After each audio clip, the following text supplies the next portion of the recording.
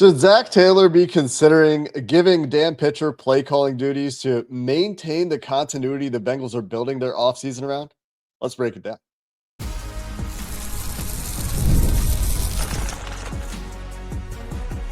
You are Locked On Bengals, your daily Cincinnati Bengals podcast.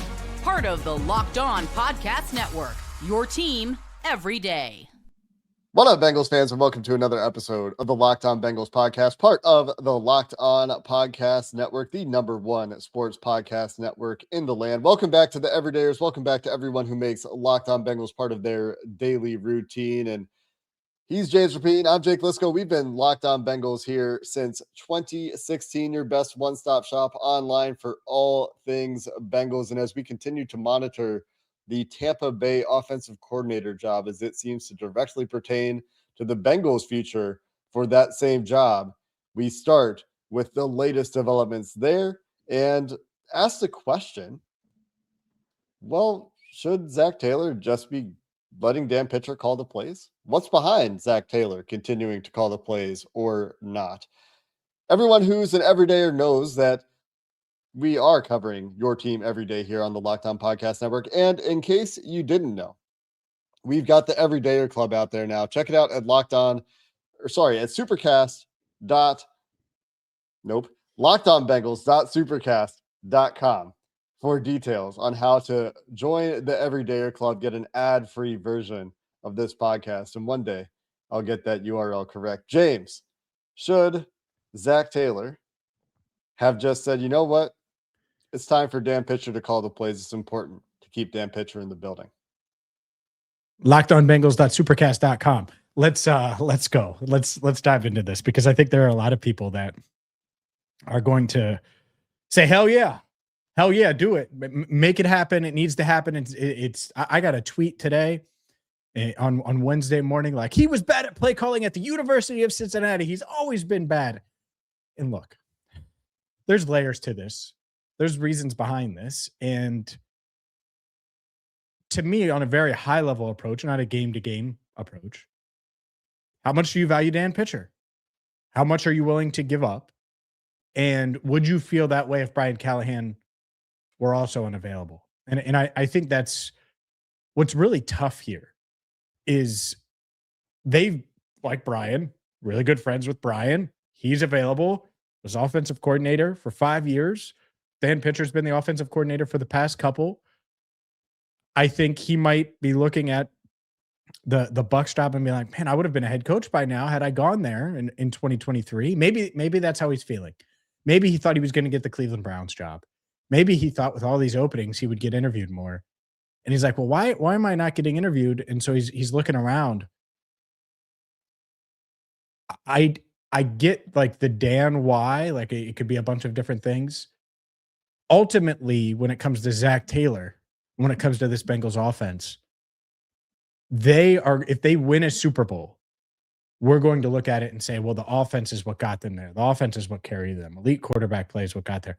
And so what makes the Bengals best? Is it Zac Taylor and the continuity of him calling plays and losing Dan Pitcher, potentially? If so, then own it. And fine, but you better have a nice list of offensive coordinator options. And obviously Brian Callahan would be at the top of that list. He's not going to the Chargers now, which I think that matters because you got Pitcher and Callahan kind of competing for this Buccaneers job. Zach Robinson in the mix as well. If you lose Pitcher to Tampa Bay and Callahan comes back, are you worse off? Are you the same? And how do you get better? I do think this offense, one thing that a lot of people are going to say all offseason, and we're certainly going to hear when we meet everydayers in person in the community, it's going to be, they just got to fix the defense. Offense is there.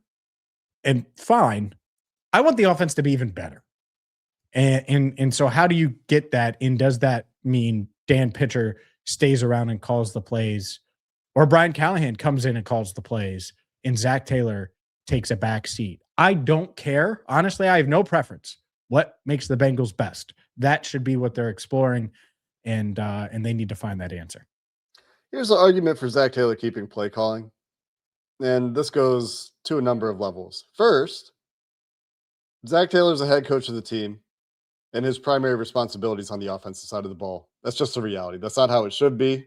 The entire team's success falls at his feet. The defense falls at his feet. He's the guy that is putting together that defensive staff.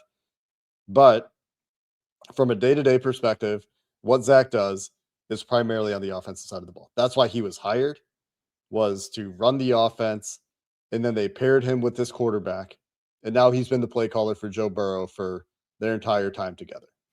There have been times where, and Zac has called this a collaborative effort, where Dan Pitcher or Brian Callahan have essentially called plays through Zac Taylor. That part of game day communication does happen. That is a real thing that occurs. But in this year that, I don't know, is it do or die for Zac Taylor? I guess we'll find out in about a year from now, but it certainly feels like it should be. Not going to be 2 years left on his deal this time. Would be otherwise entering a lame duck season. And typically around the NFL, coaches don't like to go into that lame duck season. They like to get an extension done or figure out what their fate is going to be. And if you're Zac Taylor, you're the Bengals, you want to go down or rise up with this guy. Zac is a guy that you've put in charge for this reason, to elevate your offense, to make you a top offensive team in the NFL. And when Joe Burrow's been healthy, they have produced that way.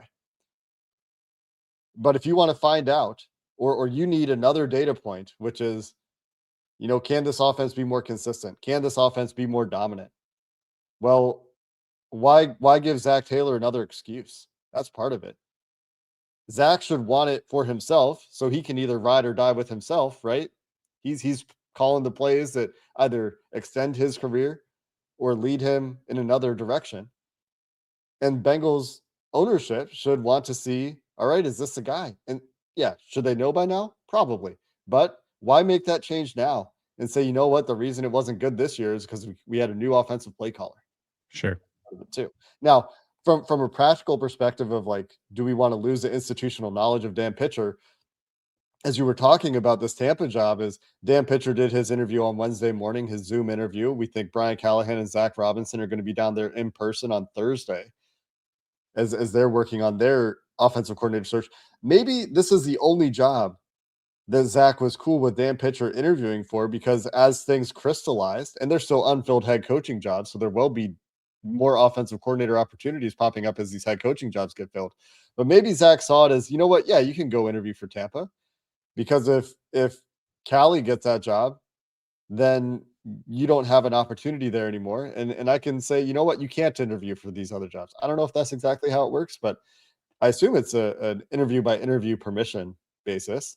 And if that's the case, then maybe that's specifically why Pitch was allowed to go interview for this Tampa job. Yeah. It could be that simple. And if it is, great. I think you bring up a good point. The Bengals better win in 2026. And that's it. And I think that's, if it's Zac calling plays, if it's Jake Liscow calling plays, if it's Earl in row 7 calling plays, I really don't care. Because shout out Earl. There cannot be any excuses. That's it. And to your point, the quickest way to have an excuse is, oh, well, we have this new play caller and it took a few weeks, and man, oh man, once we got moving. No excuses. I do not care. I don't care. I don't care if Joe Burrow misses 4 games. I don't care if Zac Taylor's calling plays or Earl is calling plays or Earl calls every second down in 11 run and Zac calls every second down in 13 run. Notice how they're both running on second down. I don't know why we're here, but we're here. And that's up to them to figure out. But I certainly want them to be better on offense. And if that means keeping Zac as play caller, fine. If that means tweaking it, fine. I'm not in the camp. Get your pitchforks. Someone else should be calling plays. Zac Taylor's the worst play caller in history. I'm just not there. I also get why people are frustrated with some of the game management, getting plays in on time, all of those things. Fine. Fix those things if needed. But ultimately, what's the goal? It's to win. So whatever makes you better. And by the way, if we lose Dan, then we got Justin Riscotti, and that's what Zac Taylor's saying to himself. And he's like, there's a big gap there. And we know there's a big gap there. And I'm saying this as Zac Taylor. Well, then make the flip, switch it. They might not feel that way from pitch to Callahan. And so maybe that's the nice spot they're in, especially with the Mike McDaniel news going to Los Angeles. So we'll continue the conversation. There's more here. There's some Senior Bowl stuff, some big Senior Bowl stuff as well as we roll on here on Locked On Bengals. Today's show is brought to you by Robinhood. What if sports were traded like markets? Now, you can put your sports IQ to work in real time with Robinhood prediction markets. It's not you against the house.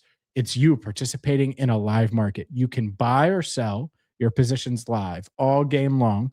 Use your sports knowledge in the moments that matter. Robinhood prediction markets changes the game. It's people moving the action. So when momentum shifts, you can move with it. I always knew the game, but never had a dynamic way to apply that knowledge. Now I can take part live in a market powered by people. You're no longer just a spectator. Play-by-play, you decide. Trade every play with Robinhood, now available across the U.S. Download the Robinhood app now to begin. Futures and cleared swaps trading involves significant risk and is not appropriate for everyone. Event contracts are offered by Robinhood Derivatives LLC, a registered futures commission merchant and swap firm. We're also brought to you today by Gametime, your best one-stop shop for any ticket purchase you need, whether it's a playoff game, you want to just go watch a conference championship. I think there's some fun conference championship games coming, especially in the NFC. Maybe you want to go down to UC. You have a chance to storm the court against the number 2 team in the country. Maybe you wanted to be part of that. Maybe you just missed the crowd noise, the energy, cheering alongside other fans. Well, Gametime gives the advantage back to you when you're looking for tickets. It's a hack for unlocking amazing tickets and experiences in just a few taps. You can pull up the Gametime app to check out upcoming games and events in your area and find great ticket options almost easily. We love on Locked On Bengals the view from my seat feature on Gametime. I don't know about you. I've been to Wrigley Field a couple times, and those obstructive views that exist out there, I sure wish I knew ahead of time more than once in my life. And the fees are all included up front, so you know exactly what you're going to pay. You can take the guesswork out of buying tickets with Gametime. Download the Gametime app, create an account, and use code LOCKEDONNFL. That's LOCKEDON NFL for $20 off your first purchase. Terms apply. Again, you just have to create an account. Use code LOCKEDONNFL. You get $20 off your first purchase of tickets. Download Gametime today and get back to being there live. Jake, do you think there's a scenario where Zach giving up play calling doesn't become an excuse? I feel like if he did do that and they stuck with pitcher early on next year, it almost feels inevitable that it would come back to bite them, even if they started 3-1 and that one loss. Oh yeah, we had this issue or that issue. I just feel like it would come up, and I'm not saying don't do it if it makes you better overall, but that it just seems inevitable. You can almost hear it. At least I can. Yeah, I mean, I feel like that's how this team operates, right? I mean, they always hold on too long, and for whatever reason that is, whether it's late season performances we've seen sway them in the past, whether it's contract duration, whether it's this excuse, that, I mean, injuries to players. I don't know that this team even needs more excuses. They just kind of hold on too long historically. That's just what they do. And maybe that's as simple as, and it doesn't really matter what they do with this particular decision. That doesn't look like a decision. The one thing I'll say, I guess the other thing I'll say, I've been talking a lot. This is a podcast. That's what we do, is look at the teams that are remaining in the playoffs, or even the final 8 teams. Sean Payton calls the plays. You got Mike McDonald calling the plays. You got Kyle Shanahan calling the plays. You got Ben Johnson calling the plays. You got Sean McVay calling the plays. For the final 4 teams, I don't know if Vrabel's calling the defense in New England or not. I should have looked that up. But 3 out of the final 4 teams have head coaches that call plays for their side of the ball. If you get it right, Andy Reid called plays, obviously, when the Chiefs won those Super Bowls before they had this year. But when you get it right, Having a play caller that's your head coach gives you that stability over time. Gives you that guy that will always be there pushing the offense forward or defense forward, whatever side of the ball they're on, right? And that's the whole allure of that guy being your head coach. If the Bengals had moved on from Zac Taylor, we would have been talking potential. I mean, who knows who we would have been talking about, but there's this pendulum swing right now that looks like it might be going back toward the defensive side of the ball in the NFL in terms of some of the head coaches. Like if we get a Vrabel McDonald Super Bowl, we're going to have our first defensive coach win a Super Bowl since Bill Belichick. So if you're talking about that near the Bengals, then we're talking about how important that offensive coordinator hire is, right? Mhm. And we're talking about, man, what if they lose that offensive coordinator that really worked with Joe Burrow and Jamar Chase and T. Higgins and really found a way to push them to the next level? Yep. That's the other side of the coin. Now, has Zach been able to do that? Like, not quite at the level that we want. We want to see this offense be the best in the NFL, but they've been a really good offense when they've had Joe Burrow, especially. That hasn't really been where their issues are. So, like, this whole idea of changing the play caller, like, what do you think Zach's going to go help the defense? Like, all of you that want Zach fired or want to see play calling taken away from Zach, like, what's the upside? Can't call plays anymore, so he has more time to spend on the defense. Now you trust him to go fix the defense? I mean, maybe it's as simple as game day management and clock management and those sorts of things and improving the operation of getting calls in. I agree with that criticism. I've brought it up before, but I honestly don't see significant upside personally in changing the play caller from Zach. Yeah, I think it'll always be a collaboration. I think that's the other thing. I think that's part of why they haven't made the change is it's not like Dan isn't on the headset and saying, oh, well, why don't we run this versus that? Like they have that conversation. And if you flip it, it doesn't mean that Zach won't give his input. The head coach should always give their input, especially in key moments in those game situations. So, like, do they need to be better at game management? Absolutely. That's the case regardless. And just because Zach isn't calling the play doesn't mean that he's not going to have input on said play. Just to be clear, he's also not going to suddenly become this defensive-minded coach. He's a quarterback. All right? He's a former quarterback. You ask him about defense, he's like, yeah, well, look, I'm not going to tell Al Golden how to do. That's it. It's part of it. And so if you're keeping Zach, I get why he would continue to call plays. And by the way, if it were me and I knew I was going into this pressure-packed year where it's going to go potentially one way or another and my job could potentially be on the line, would I want to be in control and calling the plays and going either down or up with what I do, or would I want to turn that over? It's pretty clear. A lot of us, 99% of us, I think, would say, now, if it was clear that it makes you better to do this other thing, fine. But I don't think that's clear. I think that's how could that possibly muddy. Be clear? How could anyone know?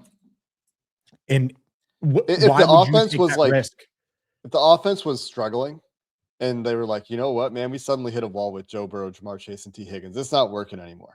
Then that'd be a different conversation. But that's, I mean, Ravens game aside, I know that was a bad one, but like, and that's still working. Yeah, it is working. It is. It is working. And it also needs to grow. And part of what it needs to grow is personnel-wise. There are issues that we'll discuss this offseason. It's not like they're perfect. They need to upgrade some spots. It's not just run it back and fix the defense and be good to go. Like, no, there's some stuff on offense you can do better. But swapping out play callers, I'm not sure that's the answer. This isn't Philly with A.J. Brown, where they're like, how do we get him the ball? Like T. Higgins had a career high 11 touchdowns. Jamar Chase, 1,400 yards again. Like they put up numbers. So that's part of it here. And this isn't the last time that fans are going to want or ask or think about play calling on offense. And I do think Zac Taylor's going to keep it. And do they keep Pitcher or bring back Callahan? You better, because I don't know what that next step is. And that next step would make me feel pretty uneasy as well when it comes to this offense. So hopefully over the next couple of days, we figure out that Dan Pitcher's staying or that Brian Callahan's returning. I'll ask you one more question about this, and then we'll dive into some Senior Bowl news. That Senior Bowl is going to be good this year. It's going to be exciting. We'll get to those topics to finish this show coming up next. Locked On Bengals is sponsored today by Indeed. Look, if you've ever hired somebody who looked good on paper, wasn't the right fit in the end, you know how important it is to get that right. When you want candidates who truly match what you're looking for, there's no one better to trust than Indeed sponsored jobs. Indeed is all you need if you're hiring. You can stop struggling to get your job post seen, or whatever the issues you're having are with Indeed sponsored jobs that put your post at the top of the page to help you reach those right candidates faster. None of the issues you're going to have on the other sites. If you needed to hire somebody and you needed a specific skill set, Indeed lets you be specific about what you need, about real experience and not just resume buzzwords. And sponsored jobs will boost your post to the people who are the best match for the role. That makes a real difference in speeding things up and finding the right fit. According to their data, Indeed sponsored jobs posted directly on Indeed are 90% more likely to report a hire than non-sponsored jobs. Spend more time interviewing candidates to check all your boxes with less stress, less time, and better results using Indeed sponsored jobs. Listeners of this show can get a $75 sponsored job credit to give your job the premium placement it deserves at Indeed.com/LockedOnNFL. Just go to Indeed.com/LockedOnNFL and support the show by saying you heard about Indeed on this podcast. Terms and conditions apply. If you're hiring, do it the right way with Indeed. Tax season doesn't have to take over your life. This year, TurboTax is making it easier than ever to hand things off and move on with your day. With TurboTax full service, you can have your taxes done for you by a trusted local expert, start to finish, without the stress or the guesswork that can come with taxes. Instead of spending hours trying to figure out forms, you can meet with a local TurboTax expert in person or connect online. They handle everything from W-2s to self-employed forms and work to get you every deduction. You can upload your documents, go about your day, get updates throughout, and boom, save time, give you real peace of mind, and get real peace of mind with TurboTax. And right now, for a limited time, you can have your taxes done by a local expert with TurboTax for just $150 all in. A TurboTax expert didn't file for you last year. All you have to do is file by February 28th, take taxes off your plate, and get back to your life. All you have to do is visit TurboTax.com/local. That's TurboTax.com/local to book your appointment today. James, we spent a lot of time talking about Zac Taylor, this coaching staff, the future of the offensive coordinator spot, all these things. And we've talked about that we would have seen this as a season that you probably could have moved on from Zac. We've made that clear on this podcast in the past, and that's now in the past. Zac will be the coach going forward. Say pitcher gets a job elsewhere. What could convince you that is there a guy out there that would make you say, you know what, the Bengals should really go after this guy, and that should mean Zac gives up play calling? Like Mike McDaniel's not out there anymore. That would be a dramatic shift in the kind of offense you're running. That would be something that would force you to evolve in a pretty big way if Mike McDaniel was that potential coordinator. Is there somebody out there that would make you think like, yeah, that's the guy that the Bengals should be hiring, and that's the move they should make, and it would involve Zac giving up play calling? Joe Brady, right? Yeah. I don't think he was perfect in Buffalo by any stretch. I don't think the personnel was either. But Joe Brady would be the one, and it would be uncomfortable for sure, because he has a history with Joe and Jamar. There's respect there. And getting him in the building instantly, people like us are going to say, oh, well, that could be Zac's replacement. That could be Zac's replacement. And he interviewed for the Ravens job and the Bills job, and he's getting interest from the Cardinals. And by the way, he may land a head coaching job this cycle. But that would be the one where I'd be like, okay, it makes sense. It doesn't mean it would be perfect. Doesn't mean it would make the offense better. I don't know that. And that's what's really tough for me is even someone like Joe Brady, who's a big name, popular among the fans, all of those things. Would we have a lot of questions about how it would work? Absolutely. Now, might be the right questions, and it might be good answers long-term. And a year from now, we might be saying, oh, well, what a fun year that was. Or maybe it's the replacement and wait, like there's a lot of different scenarios that could play out, but that's the one where I think experience, name recognition, history with your stars, it would have to be something though that I think either Burrow or ownership, or maybe Zach would just have the comfort level. I don't know if he would or not, but he'd have to be really comfortable to be the one that would facilitate that. I would say you roll those dice all day long over promoting internally, and I'm not trying to be disrespectful to any of the coaches. But I would roll it if you're not getting Dan Pitcher back, Brian Callahan isn't returning, Joe Brady play calling, I would roll those dice over, say, promoting from within and Zac Taylor continuing to call plays. I think the likelier outcome, as we've discussed, would be promoting from within and Zac Taylor continuing to call plays. We talked about that yesterday.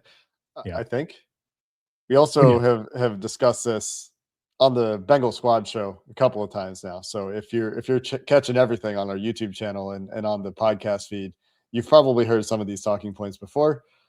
The last thing I'll say about it is I think it is fair to speculate at least that ownership has a strong preference that Zac Taylor be the play caller for the reasons I talked about in our previous segment, like the reasons that you want to take away the excuses or whatever it is for Zach. Like that's just as much like that's why they hired Zach, right? That's potentially why they would want to see that responsibility stay with the guy that if it works, they're not worried about replacing or getting a promotion elsewhere, because that is something that otherwise you do have to worry about. Just look at what Tampa is going through. Once again, needing to hire a coordinator. Anything else, James, before we get to some exciting Senior Bowl news? Exciting to me anyway. I don't think this I think we'll have a resolution in the near future. I do think it's kind of wild that Dan Pitcher and Brian Callahan are sort of competing for this job. We'll see if Pitcher gets an in-person interview. I think that would be the next step. Maybe not. Maybe they loved him from 2023. They got him on Zoom. They said, hell yeah, that's our guy. We'll finish these in-person interviews and then we'll make an offer to Dan. Who knows? But if Dan leaves, it's gonna fuel a lot of speculation as to why. I'll say that. It's one thing to sniff opportunities. It's another to make that leap and take one. And so we'll see. But we're also going to see the Senior Bowl, like you mentioned, where Ruben Bain going to the Senior Bowl. I'm not sure he's going to do much. Yeah. He might just get on that scale, get measured and get the hell out of there. But Ruben Bain's going to be there, my man. Yeah, there's some initial speculation that perhaps the less than 31-inch arm measurement for Ruben Bain could have been an error. We'll see how he measures in Mobile. I think it's 29-inch arms. I think it's 29-inch arms, and no one can measure him, and we'll see at pick 10, Ruben. Unfortunately, he just has no arms, turns out. And it's really good without arms. It's crazy. It's an optical illusion. Ruben Bain will be down at the Senior Bowl. So will David Bailey, who also could be picked in the top 10. So will Akeem Mesidor, who was Ruben Bain's teammate at Miami, the older prospect, probably a day 2 player, especially for the Bengals.